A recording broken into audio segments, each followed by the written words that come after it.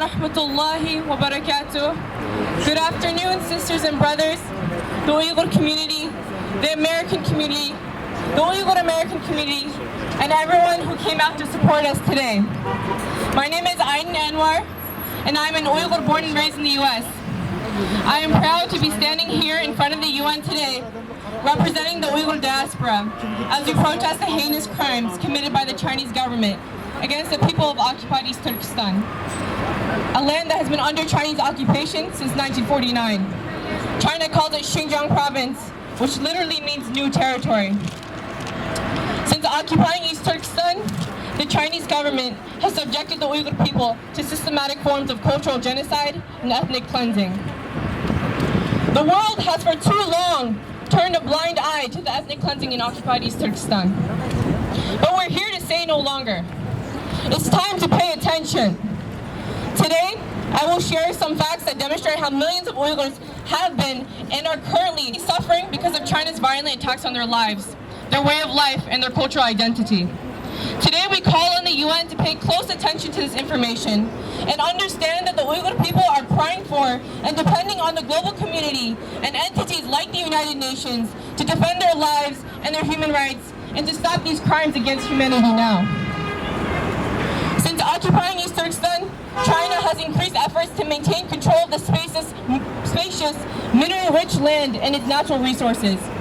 Today, approximately 1/3 of China's mineral wealth comes from the East Turkestan region. Between 1964 to 1996, nearly 1 million Uyghurs were killed in their homeland by at least 46 nuclear tests carried out by China. Today, many continue to suffer from those nuclear tests as a result of the lingering radiation. China is shutting down Uyghur schools, demolishing traditional homes and buildings, murdering, imprisoning, and detaining thousands upon thousands of innocent Uyghurs. China's policies attack our very identity. They discriminate and oppress on the basis of religion and culture. For example, Islamic texts in the Uyghur language are banned in educational institutions. Public employees and students are not allowed to observe their religion, including the fast during the holy month of Ramadan. And it's a crime for Uyghur women to cover their heads. Doing so results in detainment and years of imprisonment. I spoke with some Uyghur refugees who suffered under these policies before fleeing.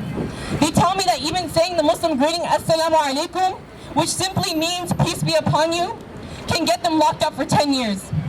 Saying Inshallah or Khudaim Bursa, meaning God willing, is also prohibited. The word God or Allah must be replaced with party, the Chinese Communist Party, or the name of the Chinese President, Xi Jinping. China attacks Uyghurs from all fronts, their ethnic, cultural, religious, and linguistic identity. So much so that simply being Uyghur is effectively a crime in the Uyghur homelands. Those who visited or lived in East Turkestan in the past year describe it as a modern-day Orwellian society, where the Chinese government is the big brother watching over all of East Turkestan. The Chinese government tracks and monitors almost every movement Uyghurs make, with mandatory GPS on their cars, spyware on their phones, and now hand government caters they are forced to quarter in their own homes. There are security checkpoints on nearly every block, and facial scanners and ID checks at entrances to buildings. This past December, Chinese authorities began collecting DNA samples, fingerprints, and iris scans from all residents between the ages of 12 and 65 under the guise of public health programs. China has created a dystopian nightmare that attacks the very notion of human rights. There is no room for Uyghurs to breathe freely in their homeland. In sum, all of East Turkestan is in captivity right now. If one is not in a detention camp or prison, they are being held captive on their own streets through massive surveillance and in their own homes, with Chinese strangers hired by the Chinese government to live in their homes and monitor their every action. Earlier last year, China began arbitrarily detaining Uyghurs to send to so-called political re-education camps. Today, almost 1 million Uyghurs suffer in these camps where China attempts to cleanse them of their religious and political ideologies in an effort to rapidly assimilate the Uyghurs and erode their distinct identity by making the expression of their identity, their culture, and their religion criminal acts. The detainees have not officially been charged of any crime. There have been no trials for these detainees, let alone fair trials. These camps have been compared to the Nazi concentration camps. Several days ago, an Uyghur family received the body of their 17-year-old son, who was sent to a re-education camp simply because he had gone to Turkey as a tourist for 4 days. Now you must wonder, What must go on in this camp to lead to the death of a healthy young man? It's a question we ourselves are trying to figure out, but some of the conditions of such camps have already been leaked. Firstly, Uyghurs in these detention camps have been denied medical treatment, leading many of them to their deaths. Some have reported that detainees receive food that causes infertility.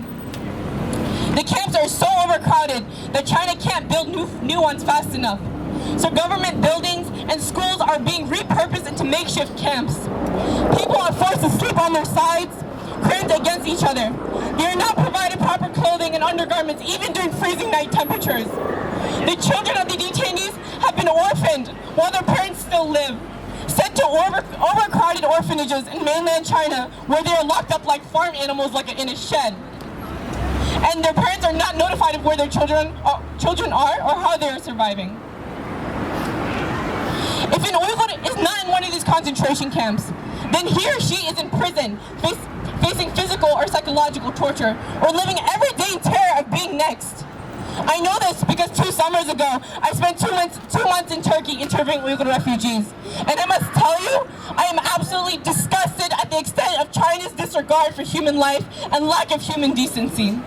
Several of the people I spoke with were political prisoners. They described the inhumane treatment they experience and witness in Chinese prisons. They told me that Uyghur women in the prisons are constantly raped by Chinese authorities and sent off to the hospital to get abortions every 3 or 4 months. One of the former political prisoners told me that during his time in detention, before being officially sentenced to 13 years of prison, he wasn't allowed to shower for 9 months. He and his Uyghur cellmates were allowed to use the restroom only once every 12 hours, and the bathroom was outside where more than 50 prisoners had to wait in line in the freezing cold to use it. He told me how they were forced to sit and stare at a wall for 12 or more hours a day without moving, and were beaten whenever they or other detainees moved or made a sound.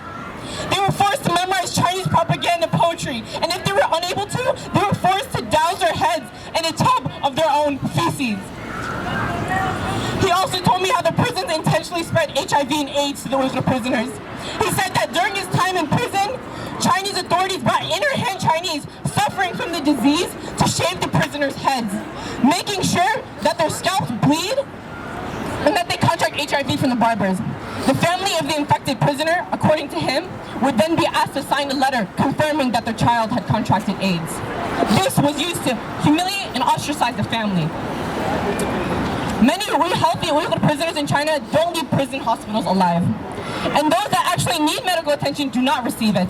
Instead, they receive a slow and painful death. The same political prisoner told me that one of his inmates was beaten so badly by the Chinese authorities that the entirety of his legs got infected. He said his legs looked like the husk of a corn stalk, and that insects had covered his wounds. His inmate was left untreated and died in front of him. And stories like these, however shocking they may be, are not rare. We understand that Uyghurs may be subject to all kinds of unspeakable violations of their human rights and dignity while in detention. Perhaps that's why an Uyghur man living in Turkey publicly asked China to just kill his mother and wife who was in detention, even offering to pay for the bullets so that they would not be subject to the kind of inhumane treatment and torture that many Uyghurs face. Today, in the small towns and villages of East Turkestan, you will be pressed to find most families with 1 or 2 members missing, mostly young men. They are detained, imprisoned, or have disappeared. This is how genocide begins and has already been happening. The UN defines genocide as acts of killing, infliction of serious bodily or mental harm, deliberate infliction of conditions to bring about physical destruction, and measures intended to prevent births, including forcibly transferring children of the group to another group, committed with an intent to destroy in whole or in part a national, ethnic, racial, or religious group. There's an international convention on the prevention and punishment of the crime of genocide, and the UN has an office of genocide prevention and the responsibility to protect. So, as members of the human race, we demand that the UN takes action to prevent a genocide in East Turkestan and act on its responsibility to protect the Uyghurs who are already being erased. Humanity said never again after the genocides we witnessed in the last century. Today, I demand and implore the United Nations to act on those words, protect the Uyghur people by preventing the genocide already brewing in East Turkestan. Thank you.